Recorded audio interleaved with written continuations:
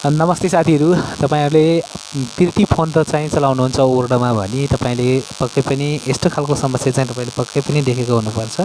यहाँ जति जे टाइप गरे पनि यो खु लेख्न खोज्यो तल जान्छ, जस्तो खु लेख्न खोज्यो र जुन मैले राख्न खोजे यो माथि गइहाल्छ। यस्तो अवस्थामा चाहिँ तपाईले कसरी बनाउन सक्नुहुन्छ भनेर आज यसको बारेमा भिडियो लिएर आएको छु। यो भिडियोलाई अन्तिमसम्म हेरेर चाहिँ तपाईले सजिलै सिक्न सक्नुहुनेछ भन्ने चाहन्छु।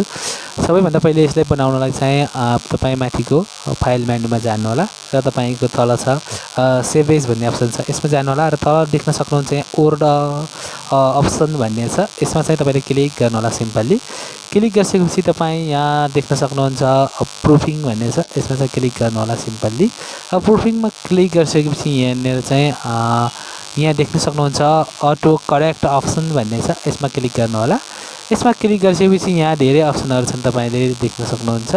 यहाँ मध्ये तपाईले यहाँ auto format as you type भन्ने छ, यसमा क्लिक गर्नु होला र यहाँनिर चाहिँ तपाईले देख्न सक्नुहुन्छ स्ट्राइट क्विट भन्ने छ, विथ स्मार्ट क्विट भन्ने छ। यसमा चाहिँ यो जुन चिन्ह लागेको छ यो चिन्हलाई चाहिँ तपाईले क्लिक गरेर हटाइदिनु होला र ओके बटनमा क्लिक गर्नु होला र यसमा पनि ओके बटनमा क्लिक गरिदिनु होला। अब चाहिँ तपाईले यसमा लेख्नुहोस् त तपाईको समाधान भइसकेको छ है त। देख्न सक्नुहुन्छ यहाँ मैले जे लेखे पनि तल खुको मात्र चाहिँ आइसकेको छ। यसरी तपाईले सजिलै चाहिँ यसको समाधान चाहिँ गर्न सक्नुहुन्छ।